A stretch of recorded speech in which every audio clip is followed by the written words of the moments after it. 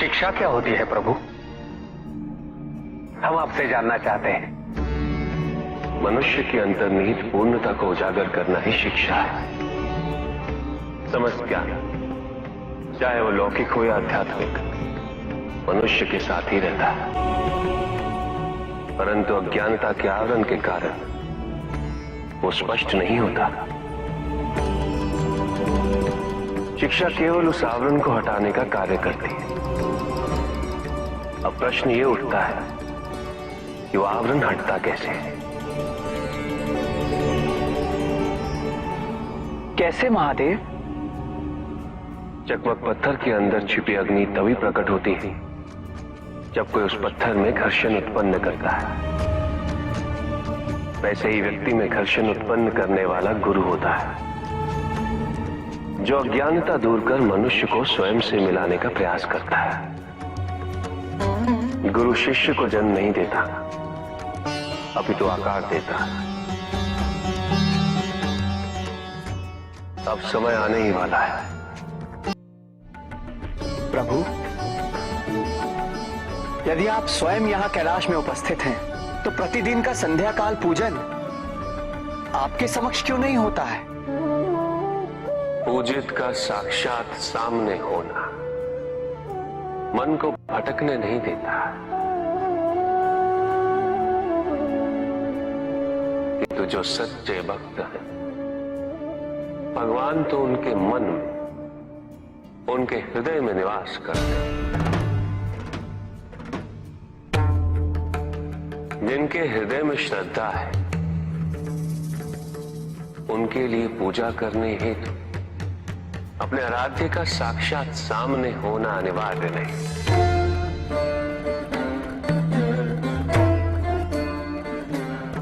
वो तो अपने मन के नेत्रों से प्रतिपल उनके दर्शन पा रहे हैं।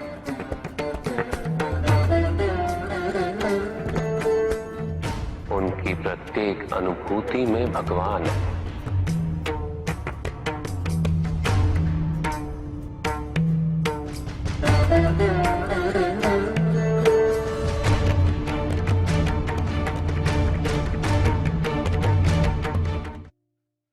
एक असुर था, एग्रिप।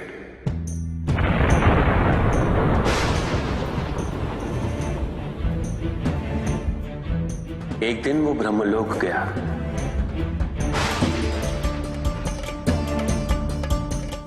और बड़ी ही चालाकी से उसने ब्रह्मदेव से चारों वेद प्राप्त कर लिए।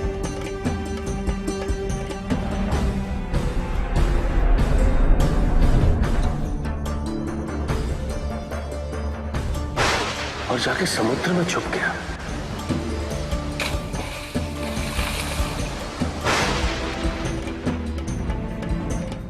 क्योंकि सारा ज्ञान वेदों में निहित है,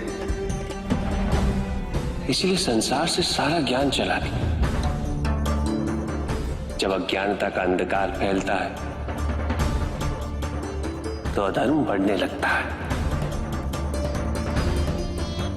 भगवान विष्णु सब देख रहे थे। उन्हें ज्ञान था कि शीघ्र पृथ्वी लोक पर प्रलय आने वाला है। एग्रिप के साथ चारों वेद भी लुप्त होने का भय था। ब्रह्मदेव सृजन करता है।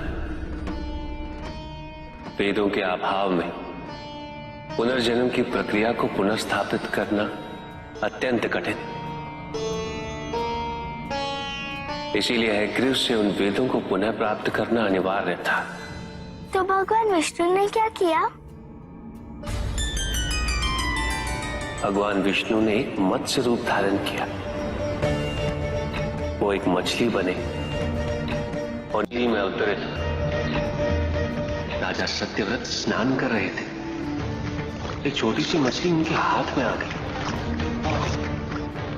इतनी छोटी मछली? भगवान विष्णु? हाँ, राजा सत्यव्रत उस मछली को जल में छोड़ने जा ही रहे थे कि उस मछली ने बड़ी मछलियों का भय जताते हुए उनसे विनती की। उनसे कहा कि वो उसे अपने साथ ले चले। राजा सत्यव्रत अत्यंत दयालु थे। मछली को अपने कमंडल में शरण दे दी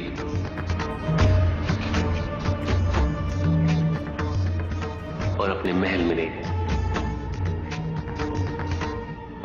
किंतु रात भर में मछली इतनी बड़ी हो गई कि कमंडल में रह पाना उसके लिए संभव ही नहीं था। और उसका बड़ा आकार देखने के पश्चात राजा सत्यव्रत ने उसे कमंडल में से निकालकर एक मटकी में डाल दिया। मटकी में डालने के पश्चात उसका आकार पुनः बड़ा हो गया। तो राजा सत्यव्रत ने उसे मटकी में से निकालकर एक सरोवर में रख दिया।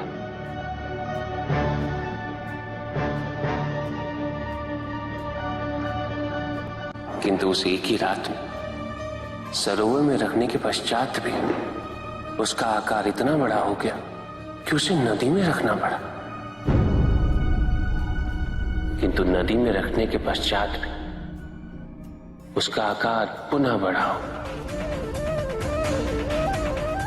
और इतना बड़ा हो गया कि यदि उसे महासागर में नहीं रखा जाता तो उसकी मृत्यु निश्चित थी। राजा सत्यव्रत उसे महासागर की ओर ले गए।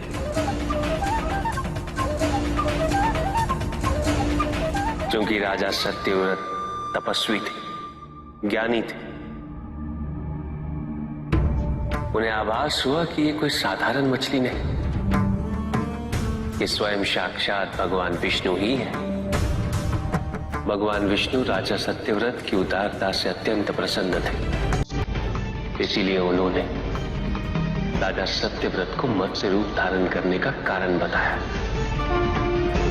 साथ ही उन्होंने सत्यव्रत से कहा कि आज से 7वें दिन प्रलय आएगा, समस्त पृथ्वी जल में समा जाएगी। किंतु आप सप्त ऋषियों के साथ साथ अनाज, वनस्पति व अशुद्धों की प्रत्येक प्रजाति के बीज और प्रत्येक पशु का एक एक जोड़ा लेकर एक विशाल नौका में सवार होकर मेरी प्रतीक्षा कीजिएगा। केवल एक ही स्थान ऐसा होगा जिसकी ऊंचाइयों को जल छू नहीं पाएगा। मैं लौटूंगा और आपको वहां लेके चलूंगा। ऐसा कौन सा स्थान था? हिमालय पर, अर्थात तुम्हारी माता के पिता हिमालय। फिर क्या हुआ? ऐसा कह के भगवान विष्णु समुद्र में चले गए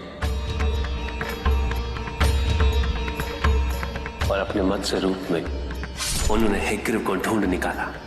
उस दुष्ट का वध करके वेदों को पुनः प्राप्त कर लिया। तो क्या प्रलय आया? हाँ, ठीक 7वें दिन। किंतु भगवान विष्णु के आदेश अनुसार राजा सत्यव्रत एक विशाल नौका में उनकी प्रतीक्षा कर रहे थे।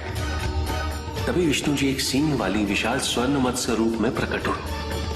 नौका को मत्स्य से बांधते हेतु सर्पराज वासुकी का प्रयोग किया गया और विष्णु जी ने अपने वचन अनुसार उन सबको हिमालय तक सुरक्षित पहुंचाया, ताकि प्रलय के पश्चात वेदों के आधार पर संसार पुनः बसाया जा सके।